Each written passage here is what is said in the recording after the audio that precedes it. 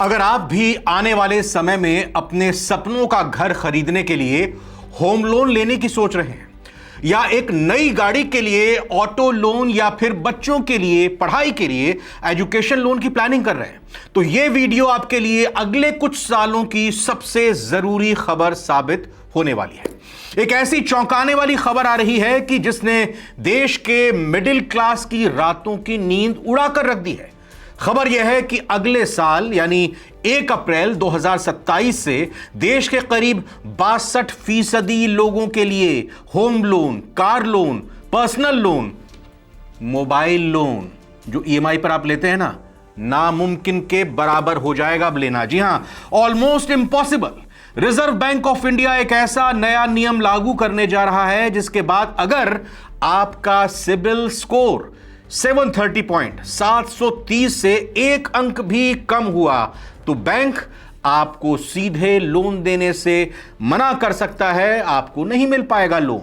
और यह भी हो सकता है कि अगर आपको बहुत ज्यादा मान मनौवल करने के बाद लोन मिल भी जाए तो ना नुकुर के बाद आपको लोन तो मिल जाएगा, लेकिन उसका ब्याज बहुत ज्यादा वसूली करेंगे तमाम बैंक्स। जी हां, आखिर आरबीआई का यह नया नियम क्या है और इसे क्यों लाया जा रहा है और कैसे यह 62% भारतीयों को प्रभावित करेगा, आइए इस वीडियो में बेहद आसान शब्दों में सब कुछ समझते हैं। हम यह भी समझेंगे कि सिबिल स्कोर आपका अगर 730 पॉइंट या और नीचे है तो उसको आप बेहतर कैसे कर सकते हैं, कैसे इंप्रूव कर सकते हैं, इसमें कितने दिनों का वक्त लगेगा। नमस्कार, बहुत बहुत स्वागत है आप सभी का नवभारत टाइम्स। आप देख रहे हैं, मैं रविंद्र सिंह आपके साथ। सबसे पहले इसी बात को समझते हैं कि आखिर इस पूरी खबर में यह 62%, 62% और 730 का गणित क्या है। बैंकिंग इंडस्ट्री के आंकड़ों के मुताबिक आज की तारीख में भारत में जितने भी लोग लोन के लिए अप्लाई करते हैं उनमें से 62% लोगों का सिबिल स्कोर 730 से कम है। जी हां, 800 का पूरा ये टोटल नंबर होता है जिसमें 730 से कम सिबिल का स्कोर पूरे देश में जो लोन अप्लाई करते हैं 62% से भी कम है। आपने बिल्कुल सही सुना, आधे से भी ज्यादा देश इसके दायरे में आता है। अभी तक क्या होता था? अभी तक यह होता था कि अगर आपका सिबिल स्कोर 650 या 700 भी है तो बैंक थोड़ा बहुत नानुकुर करते थे, लेकिन कुछ कड़े नियम या थोड़े ज्यादा ब्याज दरों पर आपको होम लोन या कार लोन दे दिया करते थे, पर्सनल लोन मिल जाता था।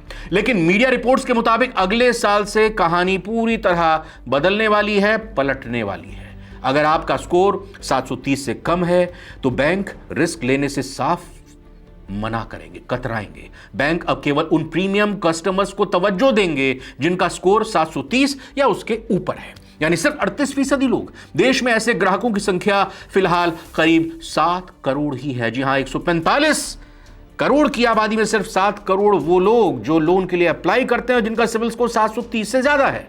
यानी बाकी के 62% लोग अब बैंकों के लिए हाई रिस्क कैटेगरी में आ जाएंगे। लेकिन सवाल उठता है कि अचानक बैंकों को ऐसा करने पर मजबूर किसने किया? जवाब है आरबीआई का नया ईसीएल रूल। अब आते हैं इस पूरे बवाल की असली वजह पर, समझेंगे ईसीएल रूल भी। आरबीआई जो नया नियम ला रहा है उसे तकनीकी भाषा में कहते हैं ईसीएल यानी एक्सपेक्टेड क्रेडिट लॉस। हिंदी में कहें तो अपेक्षित क्रेडिट नुकसान। डायरेक्शन 2026। यह नियम 1 अप्रैल 2027 से पूरी तरह लागू हो जाएगा। इसे बिल्कुल आसान घरेलू भाषा में समझिए। अभी तक बैंक इनकर्ड लॉस मॉडल पर काम करते थे।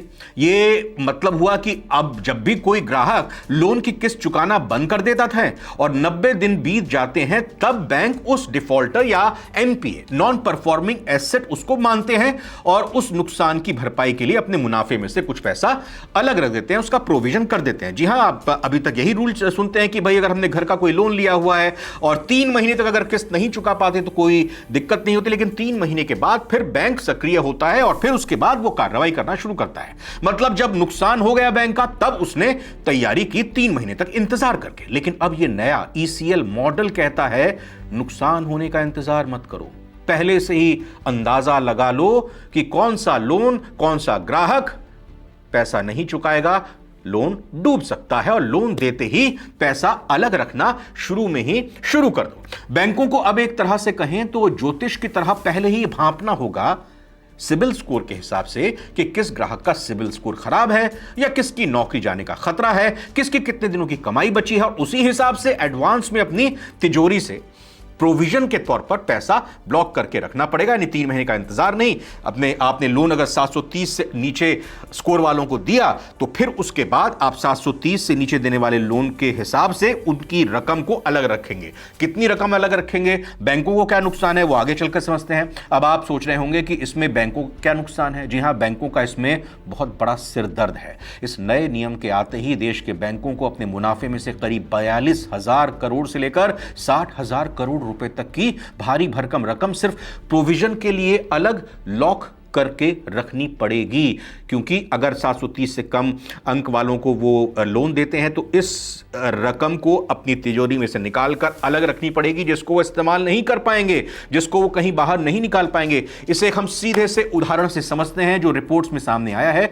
मान लीजिए कि पुराने नियम और हम नए ECL नियम को एक तुलनात्मक स्टडी करें। 25 लाख का होम लोन लिया आपने, तो 1 महीने का जो EMI लेट होता है तो उस पर 10,000 अलग रखने होते हैं पुराने नियम के हिसाब से बैंक को।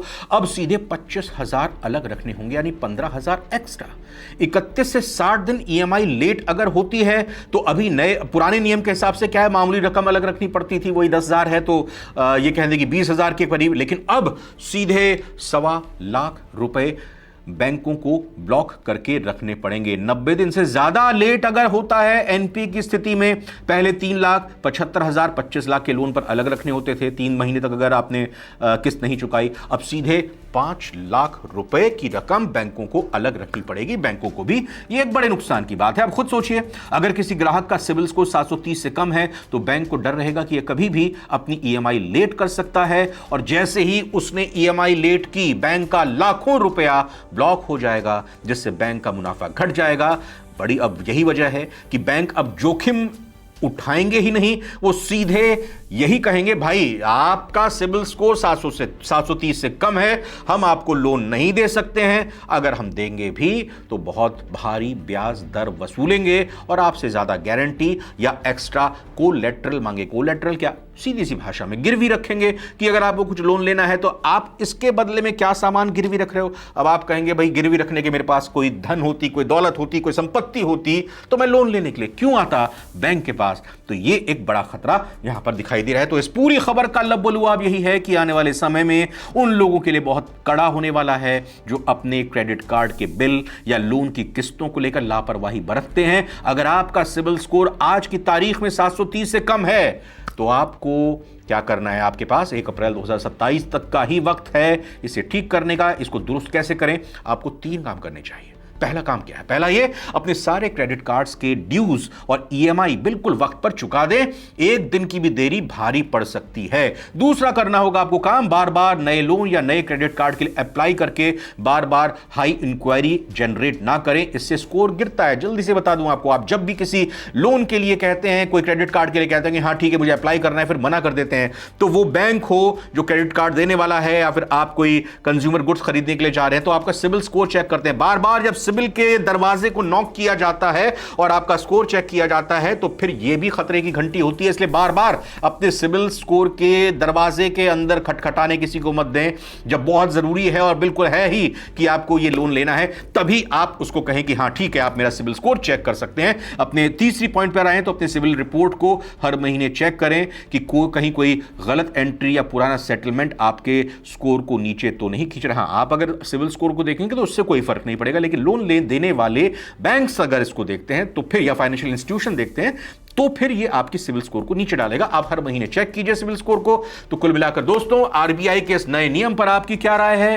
क्या आपको लगता है कि इस नियम से बैंकों के डूबते कर्ज रुकेंगे, या फिर एक आम मिडिल क्लास आदमी के लिए अपना घर बनाना, गाड़ी खरीदना या कंज्यूमर गुड्स खरीदना, क्रेडिट कार्ड को लेकर अपने उन जरूरी खर्चों को चुकाना या उन जरूरी खर्चों को दूर करना एक दूर की कौड़ी बन जाएगी? नीचे कमेंट बॉक्स में अपनी बेबाक राय जरूर लिखिएगा। इस तरह की वीडियोस के लिए आप सब्सक्राइब कीजिए नवभारत टाइम्स को। बहुत बहुत धन्यवाद, बहुत बहुत शुक्रिया, और अपने दोस्तों रिश्तेदारों के साथ इस वीडियो को शेयर जरूर कीजिएगा।